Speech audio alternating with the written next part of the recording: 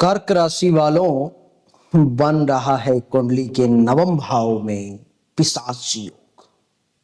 बहुत सारे लोग कह रहे हैं कि ये मात्र 51 दिन का पीरियड है, 29 मार्च से लेकर के 18 मई तक। लेकिन मेरा मत थोड़ा सा इससे अलग है, क्योंकि मैं ये मान रहा हूं कि सही में राहु का जो राशि परिवर्तन हो रहा है वो 29 मई को हो रहा है। 29/5/2025 को राहु मीन राशि से कुंभ राशि में गोचर करने जा रहे हैं। तो मैं इस बात को नहीं मान रहा कि ये योग मात्र 51 दिन का है, मैं इसको मान रहा हूं 61 दिन का है। 10 दिन ज्यादा मैं मान रहा हूं, और सच्चाई भी यही है, क्योंकि 18 मई को वास्तविक में राहु का राशि परिवर्तन नहीं हो रहा। राहु का राशि परिवर्तन वास्तविक में 29 मई को हो रहा है। कुछ लोग इसे ग्रहण योग, तो कुछ लोग विष योग, तो कुछ लोग पिशाच योग, तो कुछ लोग श्रापित योग इसे मान रहे हैं। मैं इसे केवल और केवल शनि राहु की युति मानता हूं, जो इस 2 महीने के लिए होने जा रही है। सबसे पहले यह समझ लें कि शनि क्या है, फिर यह समझ लें कि राहु क्या है, फिर यह समझें कि नवम भाव क्या है, और फिर यह समझें कि शनि राहु की युति क्या है, और फिर उसका परिणाम क्या है। शनि अनुशासन है, शनि न्याय है, शनि कर्तव्य है, शनि आपको आपका धर्म निभाने के लिए विवश करने वाला ग्रह है, धर्म के पथ पर चलाने वाला ग्रह है। राहु क्या है? राहु भ्रम है, राहु छल है, राहु माया है, जो मायापति को भी एक बार धोखा देने में सक्षम हो गया, कामयाब हो गया। भगवान विष्णु तक नहीं, छल करके अमृत पान कर लिया राहु। राहु जल्दीबाजी है। और नवम भाव क्या है?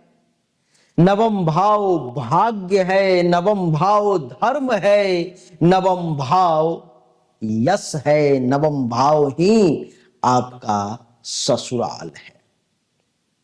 नवम भाव आपके कर्मों का परिणाम है, नवम भाव आपके देव कर्म का घर है।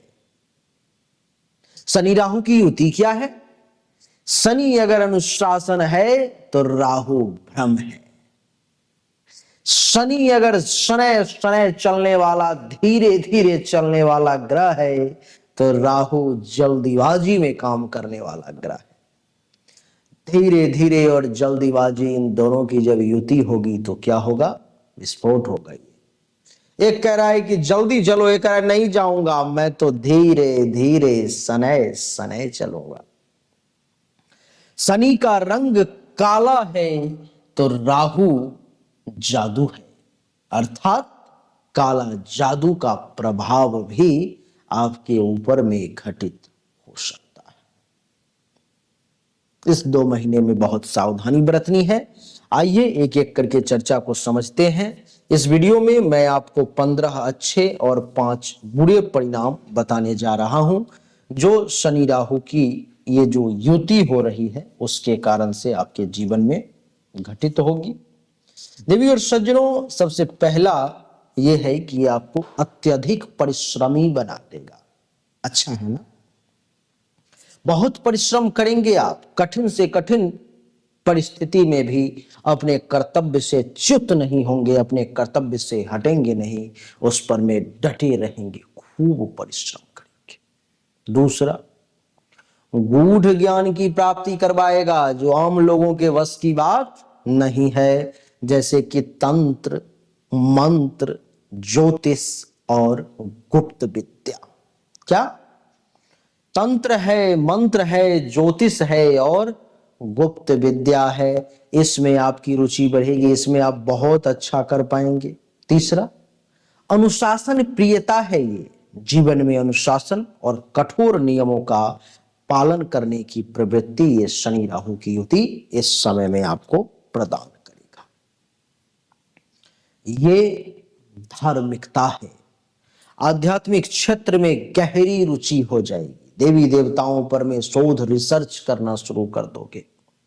तंत्र मंत्र और रहस्यवादी साधनाओं में आपकी रुचि बढ़ेगी और आप उस सेक्टर में, उस क्षेत्र में निपुण हो जाओगे। आप विचारों में गहराई आ जाएगी, गंभीर हो जाएंगे, आप रहस्यमयी काम करेंगे। लोग आपको इतना जल्दी जो है सो परख नहीं पाएंगे। विदेश यात्रा का भी योग बनेगा। इस समय में आपको विदेश जाने का भी अवसर प्राप्त होगा, विदेश यात्रा का भी अवसर मिलेगा। अच्छा, विदेश में जाकर के भी आप धर्म कर्म का पालन करेंगे, धर्म कर्म का प्रचार करेंगे और विदेश में जाकर के भी आपको सफलता मिलने का योग दिखाई दे रहा है। धन में वृद्धि होगी। आपको बता दूं कि इस समय में अचानक से धन के लाभ का योग बनेगा। इस 61 दिन के पीरियड में 29 मई से पहले अचानक से कहीं से पैसा आ जाएगा, रैंडम गेन हो जाएगा। आपका बैंक बैलेंस, पैसे आपके पास में अचानक से बढ़ जाएंगे। ये भी आसान नहीं है, खेल नहीं है। राजनीतिक क्षेत्र से जितने भी लोग जुड़े हुए हैं और कर्क राशि के हैं या कर्क लग्न के हैं, तो उनको बड़ी सफलता मिलने के योग हैं। विशेष करके अगर कुंडली में शनि भी बलवान हो तो बुद्धिमत्ता में वृद्धि का योग है। निर्णय क्षमता और योजनाओं को क्रियान्वित करने की शक्ति इस समय में आपके पास में ये शनि राहु की युति देगा। क्या निर्णय लेना है, कौन सा सही निर्णय है, कौन सा गलत निर्णय है, योजनाओं को कैसे क्रियान्वित करना है, ये सब आप कर पाएंगे। कठोर तपस्वी आपको बना देगा। क्या बना देगा? कठोर परिश्रम करने वाला। कैसे? इस समय में आध्यात्मिक मार्ग पर अगर आप हैं तो इतना हार्ड तपस्या करेंगे कि वो जो ऊपर नीली छतरी वाला है ना, उसको विवश होना पड़ेगा। आपके भक्ति के आगे झुकना पड़ेगा, आपके प्रेम के आगे झुकना पड़ेगा। प्रेरणादायक व्यक्तित्व होगा आपका। लोग आपकी बातें ध्यान से सुनेंगे, लोग आपको देख करके प्रेरणा लेंगे।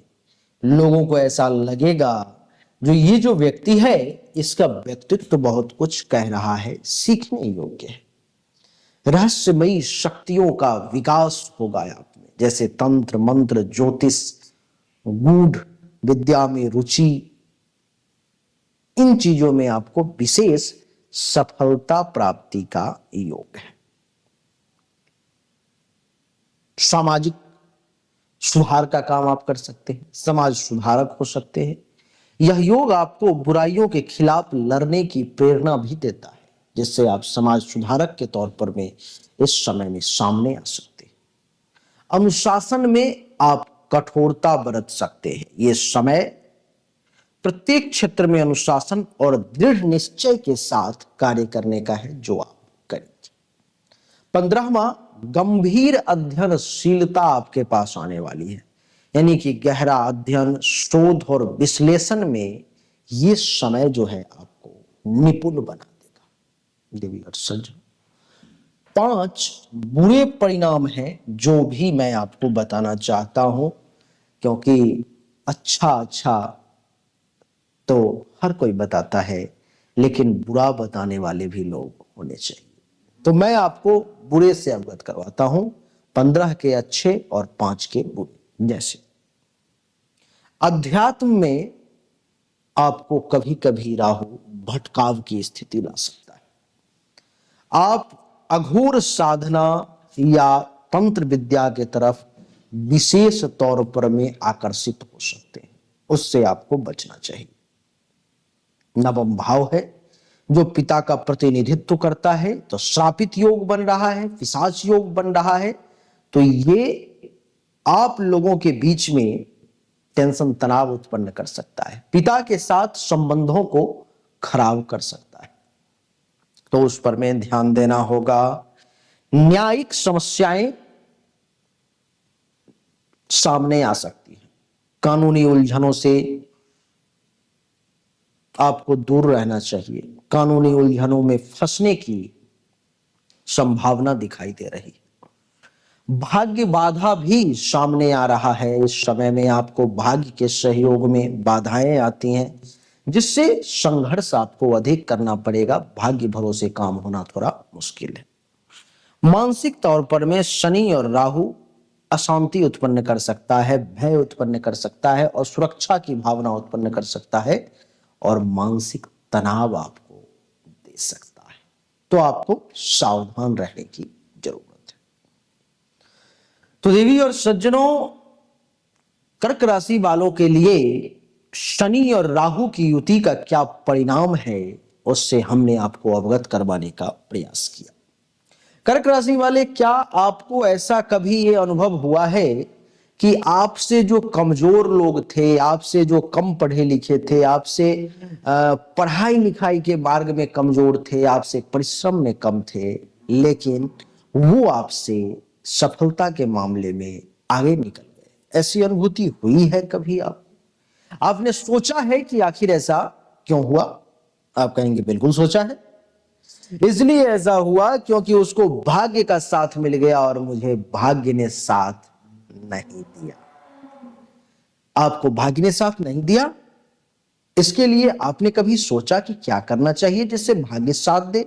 आपके भाग्य का मालिक देवगुरु बृहस्पति है। आपने देवगुरु बृहस्पति को मजबूत करने की कोशिश करी? नहीं करी। आपको करना चाहिए। मैंने करी है। ये मेरे हाथ में देखो पीला पुखराज है। देवगुरु बृहस्पति का जो रत्न है वो पुखराज है। मैंने जो ये पहन रखा है 25,000 रुपए की रत्न है। आप अगर सक्षम हैं तो इस रत्न को धारण करें, जीवन बदल जाएगा। नहीं सक्षम है तो इसके उपरत्न को धारण करें। मात्र 5,000 रुपए का इसका उपरत्न है, पुखराज उपरत्न। वो भी आपके जीवन को बदलने में सक्षम है। आप दुनिया में कहीं से भी ले, मुझे कोई दिक्कत नहीं है, लेकिन आप धारण करें। लेकिन ऐसे लोगों के लिए मेरा मार्ग भी खुला हुआ है जिसको इसके बारे में विशेष जानकारी नहीं है, जो नहीं जानते देवी और सज्जन। अगर उनके लिए मैं बैठा हुआ हूं। अगर आपको चाहिए तो सामने दिए गए नंबर पर में लिख के भेजें। गुरुदेव 25,000 वाला पुखराज रत्न अंगूठी के साथ, सिद्धि के साथ चाहिए। 5,000 वाला पुखराज उपरत्न चाहिए गुरुदेव अंगूठी के साथ, आपको मिल जाएगी। जन्म कुंडली हस्तरेखा दिखाना है तो सामने दिए गए नंबर पर में जन्म तारीख, जन्म समय, जन्म स्थान, दोनों हाथ के हथेली का फोटो अवश्य भेजें। आपको सही और एक्यूरेट जानकारी प्राप्त होगी, उचित शुल्क पर में, वो भी।